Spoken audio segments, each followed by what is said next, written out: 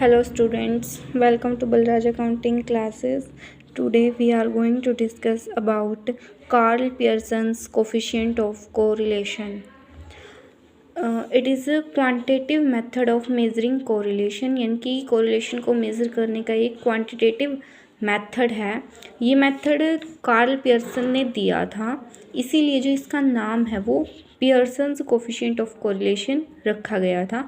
यानी कि ये मेथड कार्ल पियर्सन ने दिया था, इसीलिए इसका नाम पियर्सन्स कोफिशिएंट ऑफ कोरिलेशन रखा गया। This is the best method of working out correlation coefficient. ये सबसे बेस्ट मेथड माना जाता है। इसकी कुछ एक कैरेक्टरिस्टिक्स हैं, जैसे कि knowledge of direction of correlation, यानी कि हमारा कोरिलेशन है वो किस डायरेक्शन में मूव कर रहा है, उसकी पॉजिटिव डायरेक्शन है या फिर नेगेटिव डायरेक्शन है, इससे हमें डायरेक्शन का पता चलता है। Knowledge of degree of relationship, degree का भी पता चलता है कि वो हाईली पॉजिटिव है या फिर मॉडरेट है, लो डिग्री है या फिर हाई डिग्री का है, ये हमें डिग्री भी बताता है। आइडियल मेज़र, और इसको क्या माना जाता है, एक आइडियल मेज़र माना जाता है कि ये जो कोरिलेशन का ये जो मेथड है वो हमारा मीन और स्टैंडर्ड डेविएशन पर बेस्ड है, इसीलिए एक आइडियल मेथड है रिलेशन को मेज़र करने का। फिर आता है covariance. Karl Pearson method is based on covariance, यानी कि जो कार्ल पियर्सन मेथड है वो हमारा कोवेरियांस के ऊपर भी बेस्ड है। जो फॉर्मूला है कोवेरियांस का वो क्या है कि सब्मिशन x माइनस एक्स बार, यानी कि x की वैल्यू में से अगर हम x मीन की वैल्यू माइनस करते हैं और उनका सबमिशन कर दें y minus y bar upon n, means submission of x Y upon n minus x bar और वाई बार। ये जो कोवेरियंस का फॉर्मूला है ये हमारे एक्चुअल मीन के ऊपर बेस्ड होता है। फिर आता है हमारा calculation of Karl Pearson coefficient of correlation. Calculation of coefficient of correlation in case of individual series और अनग्रुप्ड डाटा, और एक मेथड है इसका calculation of coefficient of correlation in case of grouped data, यानी कि तो हमारा होता है अनग्रुप्ड डाटा और एक होता है ग्रुप्ड डाटा। इसमें हम कैसे कोरिलेशन को कैलकुलेट करेंगे, सबसे पहले आता है हमारा इंडिविजुअल सीरीज़ के लिए हमारे सबसे पहला मेथड है एक्चुअल मीन मेथड। ये हमारा एक्चुअल मीन पर डिपेंड होता है, यानी कि जितने भी हमारे वेरिएबल्स होते हैं उनका हमें मीन निकालना पड़ेगा, फिर हम उसके बेस पर कोरिलेशन को कैलकुलेट करेंगे। फर्स्ट है इसका, first we compute the arithmetic mean of X and Y series, यानी कि सबसे पहले हमें अर्थमेटिक मीन निकालना पड़ेगा एक्स और वाई सीरीज़ का। फिर हमें जब हमने अर्थमेटिक मीन निकाल लिया तो उसका क्या निकालना पड़ेगा, डेविएशन। जैसे स्मॉल एक्स निकाल लेंगे हम एक्स माइनस एक्स बार से और स्मॉल वाई निकाल लेंगे वाई माइनस वाई बार से। फिर हम deviation of the two series are squared, यानी कि दोनों के डेविएशन का क्या करेंगे, स्क्वायर करेंगे और उनको क्या करेंगे, उनका सबमिशन, यानी कि submission x square and submission Y square.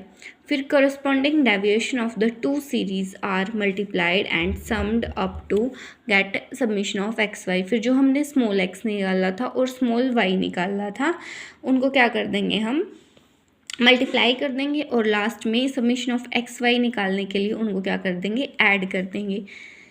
Finally correlation coefficient is find out by using the following formula, और फिर हमें फार्मूला पुट करना है कि summation of x Y upon under root summation x square multiply summation Y square. जैसे कि एक example है, इसमें हमें एक्स सीरीज़ दे रखी है और वाई सीरीज़ दे रखी है। एक्स सीरीज़ हमने सबसे पहले ऊपर लिख ली, एक्स सीरीज़ 2 3 4 5 6 7 8, इन सबको क्या करना है, हमने ऐड करना है। इन सब का टोटल कितना आया, हमारा आया 35। अब ये हमारे कितने सीरीज़ थे, यानी कि एक्स निकालने का हमारा एक्स बार निकालने का फॉर्मूला क्या था हमारा, summation of X upon N. अब इंडिविजुअल सीरीज़ है तो एन की वैल्यू कितनी हो जाएगी, 1 2 3 4 5 6 7, एन की वैल्यू हो गई हमारी 7। तो सबमिशन एक्स अपॉन में N is equal to, summation X था हमारा 35, एन था हमारा 7 अपॉन में 7 इज इक्वल टू 5। फिर हमारे स्मॉल एक्स निकल गया था, कैसे निकलेगा, 5 आया था, एक्स की वैल्यू कितनी है 2 माइनस 5 माइनस 3, 3 - 5 - 2, 4 - 5 - 1, 5 - 5 0, 6 - 5 +1, 7 - 5 +2 और 8 - 5 +3। इनको हमने क्या किया, ऐड किया, तो इसका जो भी टोटल आएगा हमारा वो आएगा 0। फिर हम उन्हें करना है इसका स्क्वायर। 3 का स्क्वायर करेंगे, 3 3 × 9 और 3 का स्क्वायर करेंगे तो मल्टीप्लाई 3, तो प्लस का क्या आ जाएगा हमारे पास 9, तो यह आ गया हमारा 9। फिर 2 का स्क्वायर करेंगे 4, 1 का स्क्वायर 1, 0 का 0, 1 का 1, 2 का 4, 3 का 9। ऐसे ही हमने y के भी निकाल लेने हैं। y की हमने सम किया, ये आया हमारा 70 इन सबको ऐड करके।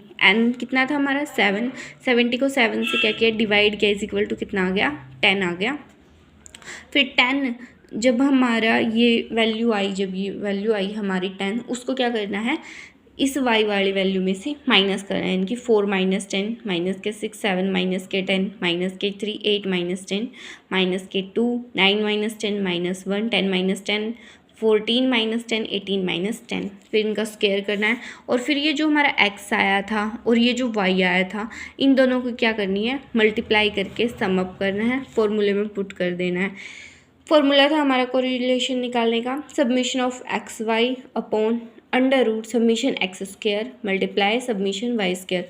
सब्मिशन एक्स वाई था हमारा 58 अपॉन में सब्मिशन एक्स स्क्वायर था 28, सब्मिशन वाई स्क्वायर था 130। इन दोनों को मल्टीप्लाई किया 3640। फिर इसका क्या निकालना हमने, अंडर रूट। 3640 का अंडर रूट निकालेंगे तो आ जाएगा हमारा 60.33।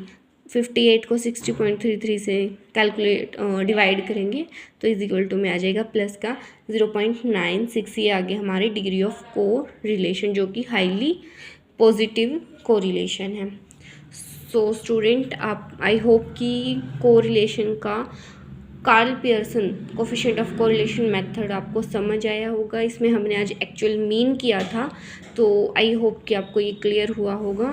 तो थैंक यू एंड इस चैनल को सब्सक्राइब ज़रूर करें।